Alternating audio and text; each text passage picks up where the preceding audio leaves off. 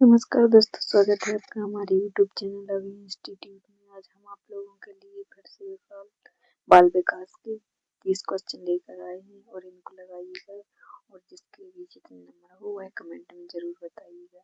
चलिए तो शुरू करते हैं। यह जो क्वेश्चन हम बताने जा रहे हैं यह एमपीटेट सीटेट दोनों से संबंधित है। दोनों ही परीक्षा में काम आने वाले हैं। चलिए तो शुरू करते हैं। देखिए पहले क्वेश्चन में क्या दिया गया है।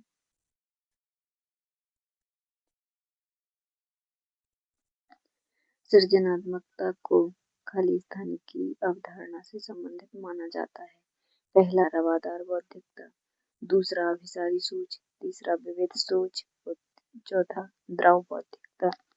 ठीक है, चलिए बताइए इसका सही आंसर क्या होगा। देखिए जो सृजनात्मकता है वह विविध प्रकार की सोच माना जाता है, इसलिए इसका सही आंसर होगा विविध सोच। चलिए अगला क्वेश्चन देखते हैं। Question number 2। क्वेश्चन नंबर 2 में दिया गया है किसी भी भाषा के स्वीकृत ध्वनि संयोजनों को इसके खालिस्तान नियमों के अंतर्गत बताया जाता है। पहला व्याकरणिक, दूसरा वाक्यात्मक, तीसरा विभक्ति विषयक और चौथा ध्वनि संबंधी। तो इसका सही आंसर क्या होगा।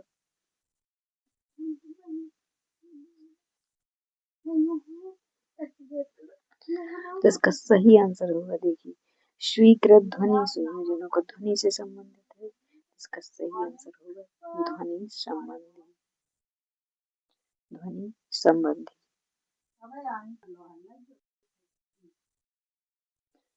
चलिए अगला क्वेश्चन देखते हैं। Question number 3। क्वेश्चन नंबर 3 में बताया गया है जब सोने की प्रक्रिया किसी भाषा द्वारा प्रभावित होती है तो ऐसी स्थिति को कहते हैं। पहला भाषा निर्धारित, दूसरा संज्ञानात्मक पक्ष, तीसरा सामाजिक भाषा उद्धृत, चौथा संस्कृति प्रभावित। ठीक है, चलिए बताइए इसका सही आंसर क्या होगा।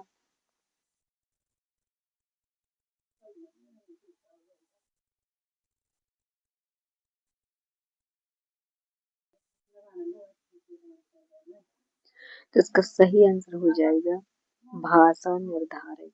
ठीक है, चलिए अगला क्वेश्चन देखते हैं।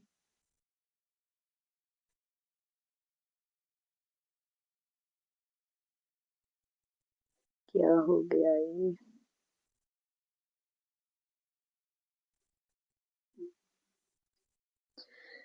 चलिए क्वेश्चन नंबर 4 देखते हैं। अपने अनुभवों और सुझावों के आधार पर उपकरणों में खराबी के कारण की परिकल्पना का परीक्षण कर रवि उपकरण की मरम्मत करता है वह उपयोग कर रहा है। पहला दिया गया है कलन विधि का, दूसरा दिया गया है मानसिक दृढ़ता का, तीसरा दिया गया है अनुमान विधि का और चौथा दिया गया है अंतर्दृष्टि का। तो इसका सही आंसर क्या होगा। तो इसका सही आंसर होगा कलन विधि का। ठीक है, अगला क्वेश्चन देखते हैं। Question number 5। क्वेश्चन नंबर 5 में दिया गया है दिव्या अक्सर निर्देशित कार्यों को छोटे छोटे हिस्सों में विभाजित कर आसान बना लेती है तो वह उपयोग करती है। पहला द्वितीय विस्तारण विधि का, दूसरा उपलक्ष्य विधि का, तीसरा क्रियात्मक जड़ता नियामक विधि का और चौथा कम करने की विधि का। तो क्या होगा इसका सही आंसर। तो इसका सही आंसर होगा उपलक्ष्य विधि का। चलिए अगला क्वेश्चन देखते हैं। Question number 6। क्वेश्चन नंबर 6 में दिया गया है पुरुष और महिला की भूमिकाओं का निर्धारण समाज करता है। यह कथन बताता है कि पहला लैंगिकता एक आनुवंशिक प्रतिभा है, लैंगिकता एक अंतर्ज्ञानी अवतरण है, तीसरा लैंगिकता एक सामाजिक अवतरण है और चौथा लैंगिकता एक अंतर्निहित अवतरण है। तो इसका सही आंसर क्या होगा। देखिए तो इसका सही आंसर हो जाएगा लैंगिकता एक सामाजिक अवतरण है। यह इसका सही आंसर हो जाएगा। चलिए अगला क्वेश्चन देखते हैं। Question number 7।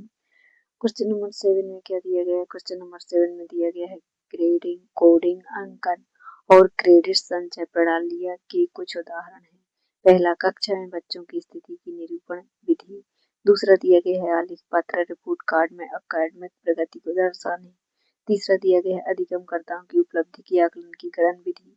और चौथा दिया गया है परीक्षा के उत्तर पत्रों के मूल्यांकन की प्रक्रिया। तो इसका सही आंसर क्या हो जाएगा, बताइए जल्दी से। इसका सही आंसर हो जाएगा अधिगमकर्ताओं की उपलब्धि के आकलन की गणन विधि। ठीक है, अगला क्वेश्चन देखते हैं, क्वेश्चन नंबर 8। क्वेश्चन नंबर 8 में क्या दिया गया है, क्वेश्चन नंबर 8 में दिया गया है अधिगमकर्ताओं की उपलब्धि का आकलन शिक्षकों की सहायता करता है। पहला, शिक्षण अधिगम विधियों की प्रभावशीलता का मूल्यांकन करने में। दूसरा, कक्षा में अधिगमकर्ताओं की क्षमता समूह बनाने में। तीसरा, शिक्षण के लिए गतिविधियों की सूची तैयार करने में। और चौथा, अधिगमकर्ताओं के प्रदर्शन पर रिकॉर्ड रखने में। बताइए इसका सही आंसर क्या होगा।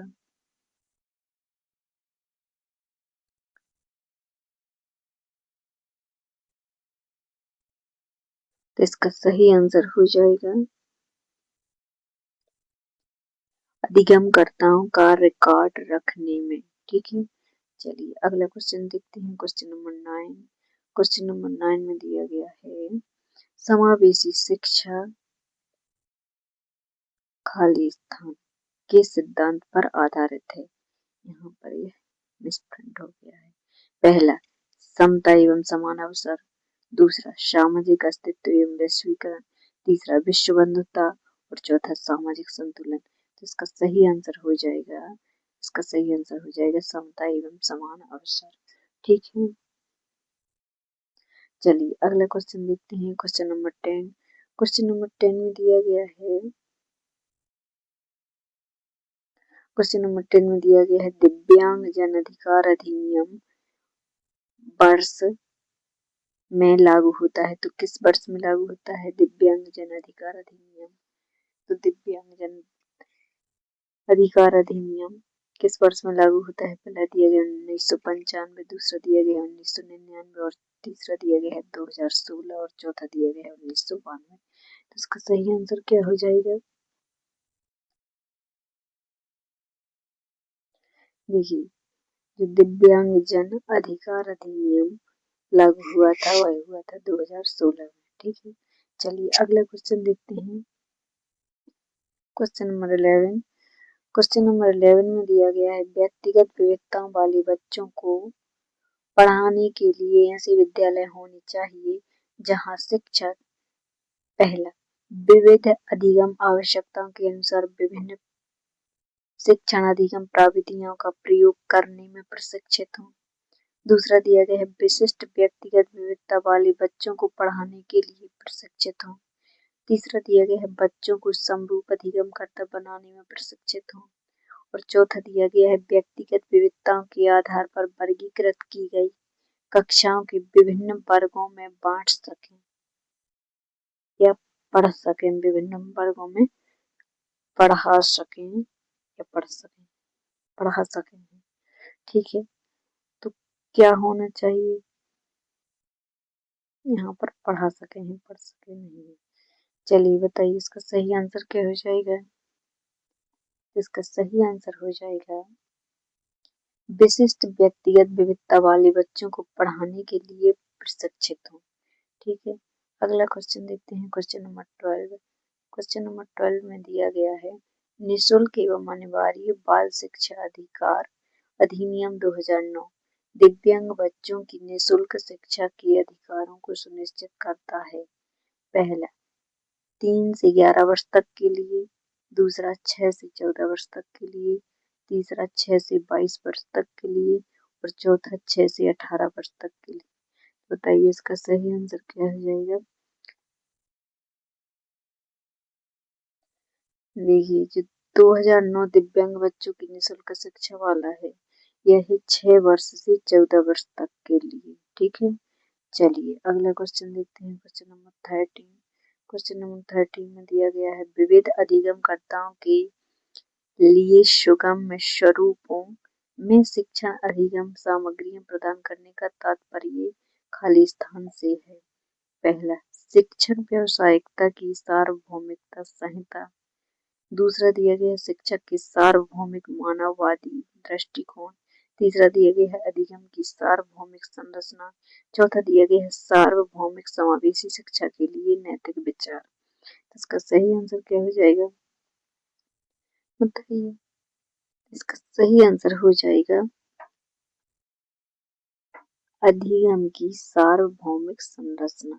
ठीक है, चलिए अगला क्वेश्चन देखते हैं। Question number 14। क्वेश्चन नंबर 14 में दिया गया है स्व जागरूकता एवं संज्ञानात्मक क्षमताओं का नियंत्रण जैसे योजना। चलिए क्वेश्चन नंबर 14 देखते हैं। स्व जागरूकता एवं संज्ञानात्मक क्षमताओं का नियंत्रण जैसी योजना बनाना, समीक्षा करना और संशोधन करना इत्यादि में अंतर निहित है। पहला संज्ञान बोधन, दूसरा संज्ञान, तीसरा दिया गया है समायोजन और चौथा दिया गया है केंद्रीकरण। तो इसका सही आंसर क्या हो जाएगा? तो इसका सही आंसर हो जाएगा संज्ञान बोधन। ठीक है, अगला क्वेश्चन देखते हैं। Question number 15। क्वेश्चन नंबर 15 में दिया गया है जब बच्चे प्राप्त की गई सूचनाओं की व्याख्या करने के लिए अपने अनुभवों के आधार पर सोचते हैं तो उसे खाली स्थान कहा जाता है। पहला सृजनात्मक सोच, दूसरा अमूर्त सोच, तीसरा मूर्त सोच, चौथा प्रक्रियावादी सोच। बताइए इसका सही आंसर क्या होगा? अपने अनुभवों के आधार पर सोचते हैं तो उसे क्या कहा जाता है? देखिए, जब बच्चे अपने अनुभवों के आधार पर सोचते हैं तो उसे सृजनात्मक सोच कहा जाता है। चलिए अगला क्वेश्चन देखते हैं। क्वेश्चन नंबर 16 में दिया गया है अधिगमकर्ताओं को व्यक्तिगत क्षमता के आधार पर उनकी कठिनाइयों के विभिन्न स्तरों को ध्यान में रखते हुए पढ़ाने की विधि को कहा जाता है। पहला चयनित अनुदेशन, दूसरा सटीक शिक्षण, तीसरा त्रुटिहीन अनुदेशन और चौथा विभेदी अनुदेशन। चलिए बताइए इसका सही आंसर क्या होगा? तो इसका सही आंसर हो जाएगा विभेदी अनुदेशन। ठीक है, अगला क्वेश्चन देखते हैं। Question number 17। क्वेश्चन नंबर 17 में दिया गया है प्रतिपालन अधिगम का एक विशिष्ट चरण है जो अधिगम के खालिस्तान चरण का पूर्ववर्ती है। पहला अभिप्रेरण, दूसरा आत्मनिर्भरता, तीसरा सामान्यीकरण और चौथा अधिग्रहण। बताइए इसका सही आंसर क्या होगा? तो इसका सही आंसर हो जाएगा सामान्यीकरण। चलिए अगला क्वेश्चन देखते हैं। Question number 18। क्वेश्चन नंबर 18 में दिया गया है जनयुग का मानना है कि संज्ञान और भाव खाली स्थान होते हैं। पहला स्वतंत्र, दूसरा अंतर संबंधित, तीसरा एकीकृत और चौथा अन्योन्याश्रित। बताइए इसका सही आंसर क्या हो जाएगा? तो इसका सही आंसर हो जाएगा स्वतंत्र। जनयुग का मानना है कि संज्ञान और भाव स्वतंत्र होते हैं। ठीक है, अगला क्वेश्चन देखते हैं। Question number 19। क्वेश्चन नंबर 19 में दिया गया है पहले से सीखे हुए कार्यों में सुधार लाने के लिए शिक्षक बच्चों को प्रदर्शन देकर सिखा रहा है। यह शिक्षण विधि का प्रयोग कर रहा है। कौन सी शिक्षण विधि का प्रयोग कर रहा है? अवलोकन का, दूसरा संशोधन का, तीसरा प्रतिरूपण और चौथा अनुकरण का। देखिए, पहले से सीखे हुए कार्यों में सुधार लाने के लिए शिक्षक बच्चों को प्रदर्शन देकर सिखा रहा है। ठीक है, तो वह किस विधि का उपयोग कर रहा है? तो 19 में दिया गया है। देखिए, तो इसका सही आंसर हो जाएगा अवलोकन। ठीक है, इसका सही आंसर हो जाएगा अवलोकन कर रहा है। चलिए अगला क्वेश्चन देखते हैं। Question number 20। क्वेश्चन नंबर 20 में दिया गया है शिवा और डॉली के अनुसार निर्णय लेने वाले बच्चे समस्या का विश्लेषण करते हैं, विकल्पों की सूची बनाते हैं और इसके फायदे और नुकसान के प्रत्येक पहलू पर विचार करते हैं, उसका व्यवहार प्रस्तुत करता है। पहला सतर्क, दूसरा निवर्तमान, तीसरा निरंकुश, चौथा चौकस। तो क्या है इसका सही आंसर?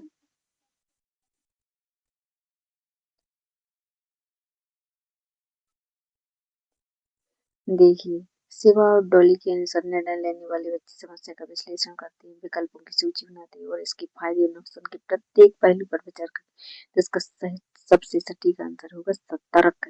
ठीक है, चलिए अगला क्वेश्चन देखते हैं। Question number 21। क्वेश्चन नंबर 21 में दिया गया है एक समस्या, बच्चा विचार के आधार पर कथनों की सच्चाई या संभावना का मूल्यांकन करता है। सौंदर्य बोध, दूसरा अमूर्त, तीसरा तार्किक और चौथा सृजनात्मक। बताइए इसका सही आंसर क्या है।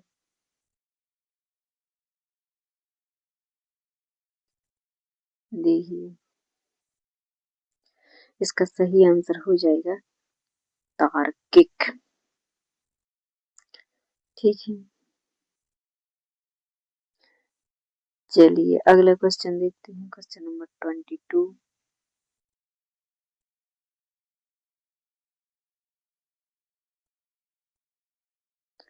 क्वेश्चन नंबर 22 में दिया गया है जिस दिए गए कार्यों को करते समय बच्चे स्वयं आनंद लेते हुए अनुभव करते हैं, उसे खाली स्थान कहा जाता है।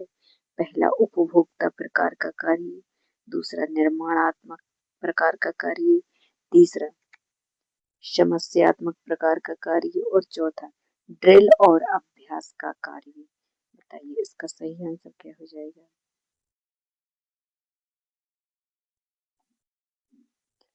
देखिए इसका सही आंसर हो जाएगा ड्रिल और अभ्यास का कार्य। चलिए अगला क्वेश्चन देखते हैं। Question number 23।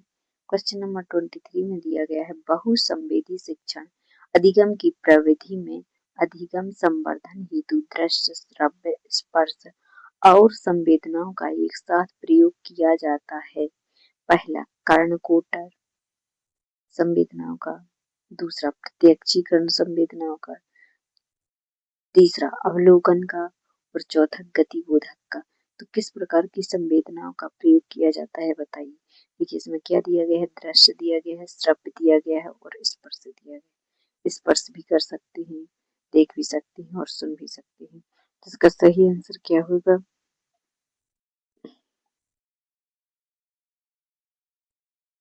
देखिए तो इसका सही आंसर हो जाएगा गतिबोधक।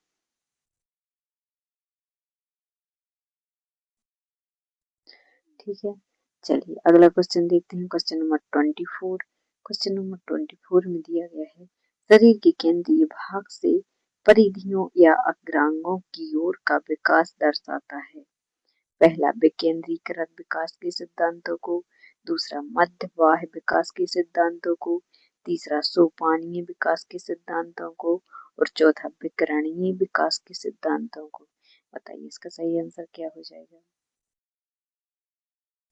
देखिए इसका सही आंसर हो जाएगा विकेंद्रीकृत विकास के सिद्धांतों को। अगला क्वेश्चन देखते हैं। Question number 25।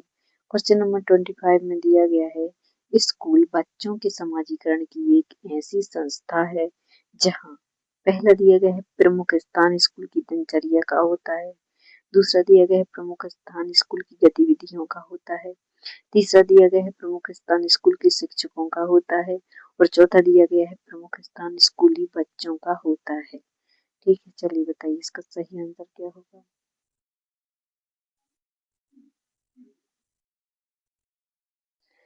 देखिए इसका सही आंसर हो जाएगा प्रमुख स्थान स्कूली बच्चों का होता है, क्योंकि अब बाल केंद्रित शिक्षा पर जोर दिया जा रहा है। ठीक है, इसलिए इसका सही आंसर होगा चौथा। चलिए अगला क्वेश्चन देखते हैं। Question number 26। क्वेश्चन नंबर 26 में दिया गया है जब आप एक शिक्षक समूह से जुड़ जाते हैं और अपने समूह के अन्य लोगों की तरह पोशाक धारण करने लगते हैं तो आप प्रदर्शन कर रहे होते हैं। पहला समूह आज्ञाकारिता का, दूसरा समूह निर्देशानुपालन का और तीसरा दिया गया है समूह की अनुरूपता का और चौथा दिया गया है समूह की पहचान का। इसका सही आंसर क्या होगा।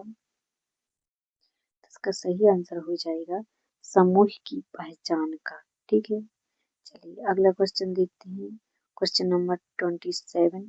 क्वेश्चन नंबर 27 में दिया गया है किसी वस्तु के स्थायित्व की अवधारणा पियाजे के विकास के खालिस्तान चरण में प्राप्त होती है।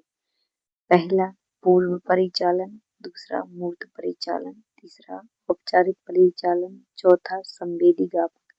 बताइए पियाजे की कौन सी अवस्था है जो वस्तु स्थायित्व का गुण बताती है?